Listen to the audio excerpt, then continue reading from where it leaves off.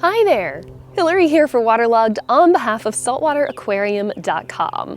This is the fourth episode of Coldwater Curiosities. Now, in the first episode, I talked about barnacles. The second one was about mussels, and the third was about limpets. Something really interesting happened when I was out here filming that video about limpets. I put in the tank what I thought was a sponge, but it turned out not to be a sponge at all. And it is going to be the topic of today's video. So grab a snack, maybe a pen and paper if you want to take notes, and I'll see you right back here in just a second.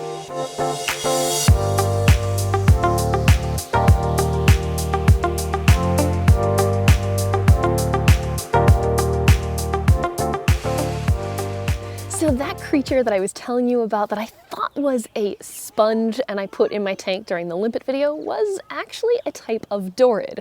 Now, to be specific, it is a Monterey lemon Dorid. Yep, I said Dorid, not Dory like the fish. Dorid as in the nutubranch. There are thousands of species of nutubranch worldwide, and approximately 2,000 of those are considered Dorids.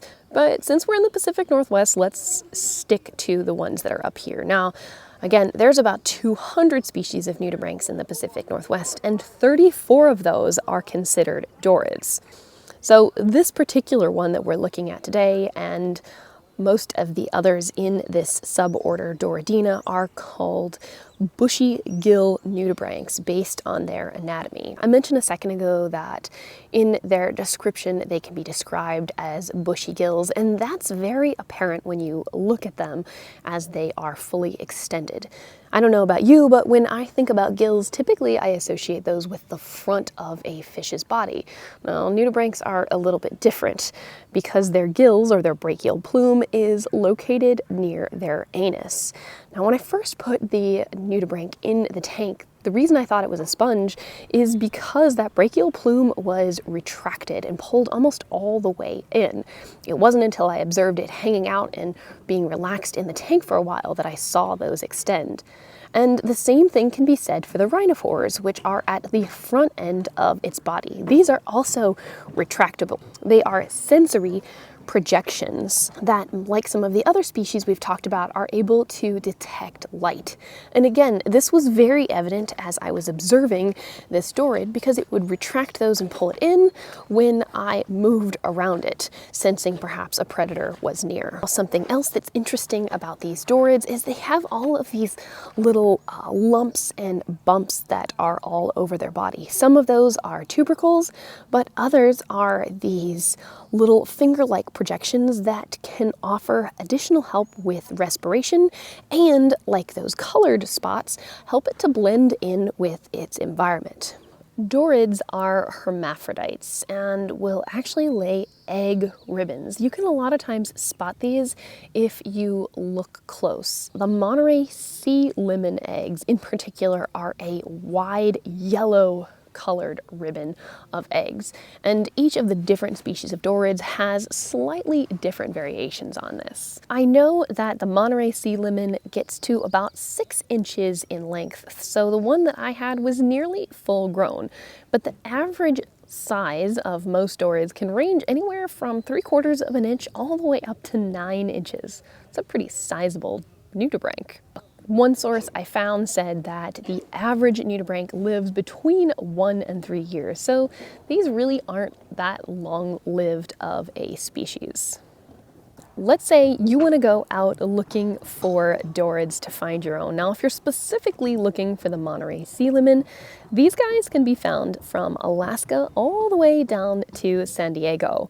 You can look for them on or under rocks from the intertidal zone, up where I found mine, down to depths of 165 feet. It's pretty deep. On average, though, if you search from the intertidal down to about 75 or 100 feet, you should be able to at least find 1 or 2 different Dorids. But one key in looking for them is to locate their food source. The diet of most Dorids is sponges, but the specific type of sponge is dependent on the species of Dorid. For example, the Monterey Sea lemon eats many types of sponges, but especially you can find it in areas that has a high concentration of breadcrumb sponges. While sponges make up a vast majority of the diet for Dorids, it's not just limited to sponges. You can also find them eating things like bryozoans. Because of the food they eat, they have a high bioaccumulation of toxins, so they really don't have that many predators. One of the things I love about filming these videos is I always am learning something new. And the thing that was really surprising and new that I learned about Dorids is with respect to their diet. Dorids eat sponges, and that might not seem that interesting, but if you take a close look at the anatomy of a sponge, you'll see that they're made up of all of these really sharp interlocking pieces called spicules. And eating them is actually no small feat, especially when you consider what's eating them is also a kind of soft, squishy, mucousy blob.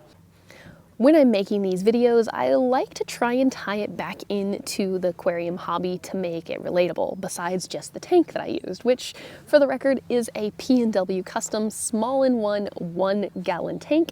If you're interested, Saltwater Aquarium does sell these on the website. If you want to get one for your own observational purposes or to set up a nano tank, definitely recommend checking it out. This is such a fun journey with this small tank. But back to my point is that I'm struggling to connect and relate Dorids to the aquarium hobby because honestly, I don't see people keeping them in tanks for good reason. They're a cold water species. Most people don't have cold water tanks. And beyond that, they typically eat a diet of things that we don't have for them in our systems. So it makes sense that we wouldn't see them.